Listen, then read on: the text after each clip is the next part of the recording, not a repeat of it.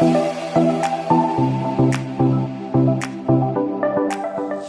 Students, how are you. देखिए इस video में मैं आपको लेकर आ रहा हूँ 3.4 के जो बचे हुए लास्ट 2 क्वेश्चंस थे, है ना।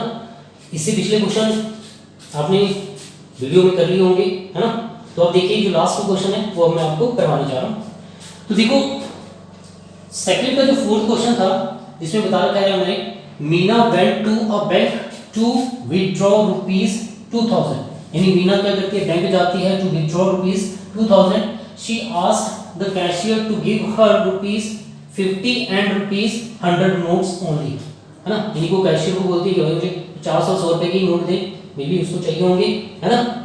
तो Meena got 25 notes in all, Meena को टोटल को 25 नोट्स दे देता है।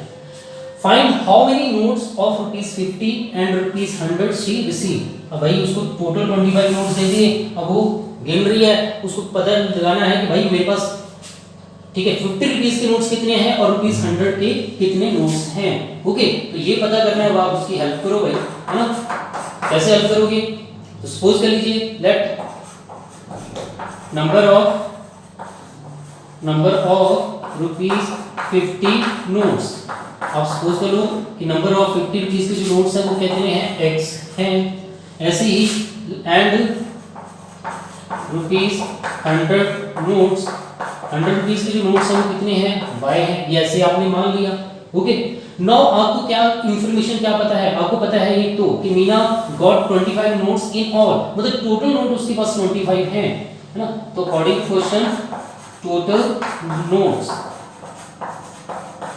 कितने हैं, 25। इसका मतलब हुआ x + y = 20। ओके, एक तो ये स्टेटमेंट सिंपल थी। अब दूसरी, ये तो सिंपल बन गई भाई, और क्या करें। अब हमें क्या करना है, एक चीज और सोचनी है। क्या सोचिए भाई, अब देखो मुझे पता है कि 50 रुपीस के नोट कितने हैं, x हैं, और 100 रुपीस के नोट्स कितने हैं, y हैं, और मुझे ये भी पता है टोटल वैल्यू कितनी है मनी की, है ना। तो now total value of money, okay, total value of money कितनी है, ₹2000। यानी कि टोटल पैसे जो उसको मिले हैं, है ना, वो टोटल कितने हैं, वो रुपीस है आपके पास 2000। मतलब अब क्या करें, अगर टोटल आपको नोट दे दिए जाए गिनने के लिए तो कैसे गिनोगे, आप क्या करोगे, पहले 50 के नोट गिन लोगे, है ना, अलग से, और उसको गिनेंगे, भाई मेरे पास 10 नोट हैं और 50 के 10 नोट है तो 50 × 10, आपको पता लग जाएगा ये ₹500 है। तो सेम हम यहाँ पे करेंगे, यानी कि क्या करेंगे, 50 × x के नोट है 50 के, तो 50 × x प्लस 100 के कितने नोट है, y, तो 100 × y = कितने बनेंगे भाई, 2000। ये चीज समझ आ रही है नहीं, यानी कि हमें करना क्या है, देखना है कि 50 रुपीस के कितने नोट्स हैं उसको x से मल्टीप्लाई कर देना, क्योंकि वो हमने x माने थे। 100 रुपीस के कितने नोट हैं उनको y से मल्टीप्लाई कर देना, तो हमारे पास टोटल वैल्यू जो आ जाएगी वो आ जाएगी 2000। ओके, तो अब देखिए यहां से हमारी क्वेश्चन नंबर 2 बन जाएगी। There are 2 ways to solve this, या तो डायरेक्ट सॉल्व कर दो, या एक थोड़ा सा दिमाग लगा सकते हैं। यहाँ पे 50 है, यहाँ पे 100 है, यहाँ पे 2000 है, तो मतलब 50 यहाँ से कॉमन ले सकते हैं अगर लेना चाहो ना। अगर 50 कॉमन लेंगे तो यहाँ बचेगा x + 2y = 2000। इससे क्या होगा, ये 50 उस तरफ जाके डिवाइड हो जाएंगे, है ना। तो यार ये चौक नहीं चल रहा सही ढंग से, रट कर रहा है ना। चलिए, तो यहाँ से x + 2y जो आएगा वो कितना आएगा, 2000 / 50। इससे कटिंग कर देना, तो यहाँ से x + 2y = कितना आ जाएगा, इसकी कटिंग करके 40, है ना। तो ये इक्वेशन नंबर हमारे पास बन जाएगी 2, और इससे पहले इक्वेशन नंबर 1 हमारे पास थी x + y = में है 25, इक्वेशन नंबर 1 है। ओके, तो चौक बड़ा अजीब है। चलिए नेक्स्ट और चौक देखिए, सारे हाथ गंदे हुए पड़े हैं चौक से मेरे, है ना। तो देखिए 2 इक्वेशन बन चुकी है हमारे पास। अब क्या करें, दोनों में देखिए x की कोएफिशिएंट इक्वल है और दोनों के साइन भी इक्वल है, तो क्या करना पड़ेगा हमें, यहाँ लिखना पड़ेगा बाय सबट्रैक्टिंग, है ना, यहाँ स्पेस बना रहा था लिखने के लिए, बाय सबट्रैक्टिंग जरूर लिखो यार। यहाँ पे प्लस का साइन है उसको चेंज करके माइनस, प्लस का है माइनस, ये भी साइन प्लस का है चेंज करके minus.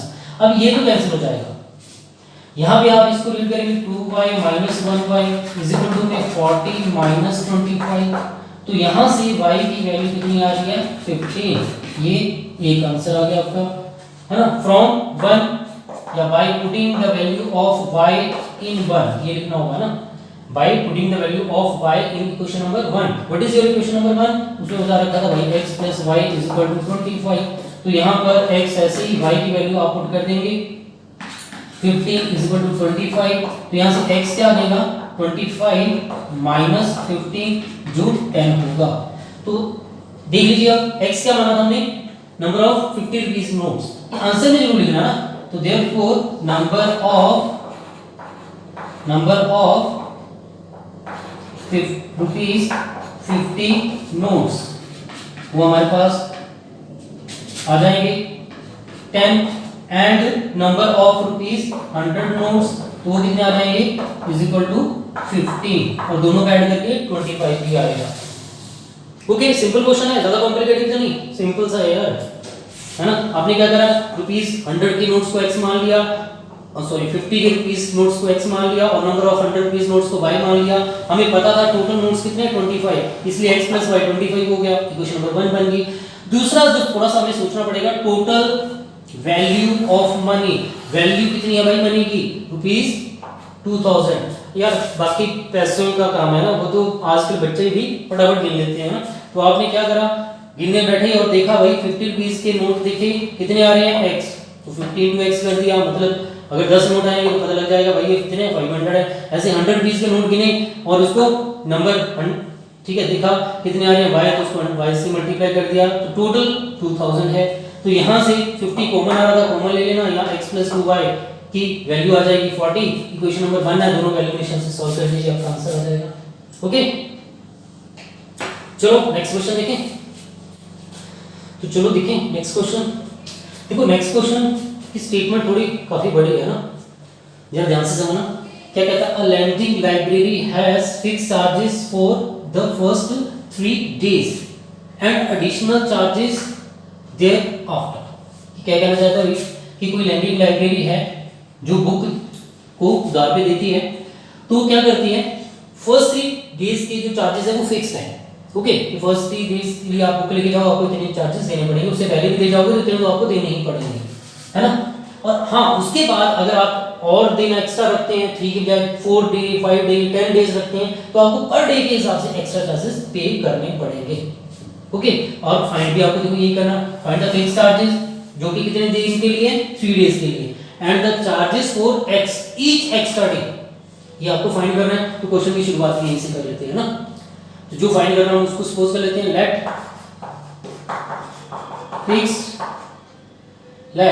Fixed charges for 3 days जो लिखना है ना साथ में, इससे थोड़ा सा हमें ज्यादा क्लियर होगा। फॉर 3 days के जो फिक्स चार्जेस है वो आप ₹x मान लीजिए, एंड क्या बोला है, charges for each extra day, and charges for each extra day, each extra day के लिए जो चार्जेस है वो कितने मान लीजिए आप, ₹22 सपोज कर लीजिए। ओके, यहाँ तक क्लियर है, यानी कि जो फाइंड करना है उसको सपोज कर लेना है। अब अकॉर्डिंग टू क्वेश्चन अब हम पढ़ना शुरू करते हैं।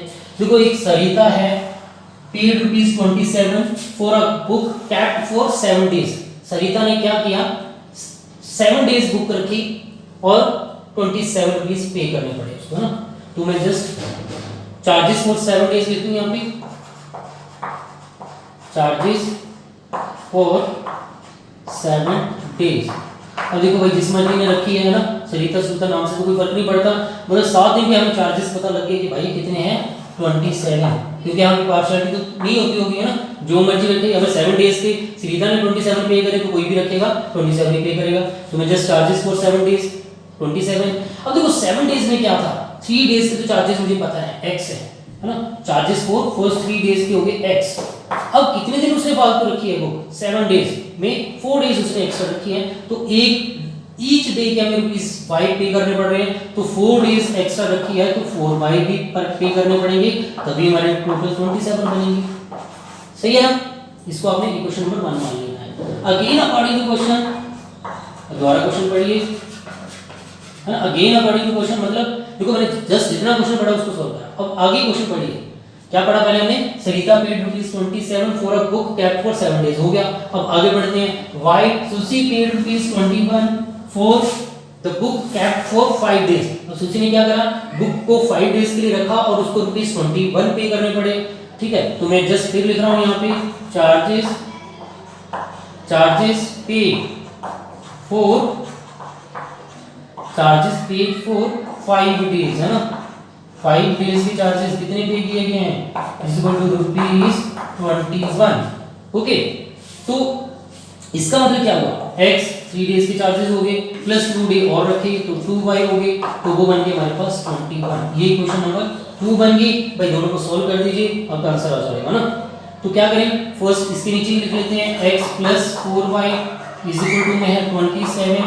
ये इक्वेशन नंबर हमारी 1 थी। देखो x के कोएफिशिएंट ऑलरेडी इक्वल हैं, तो क्या होगा, बाय सब्ट्रैक्टिंग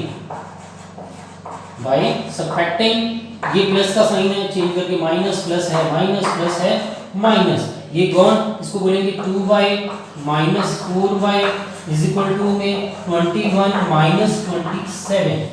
अब देखिए इसको माइनस करके कितना आ गया, minus 2y is equal to में आ रहा है हमारे पास माइनस के 6, तो ये से कैंसिल हो गया, y की वैल्यू आ जाएगी 6/2 कटिंग करके 3, है ना, from 1 by putting the value of y in equation number 1।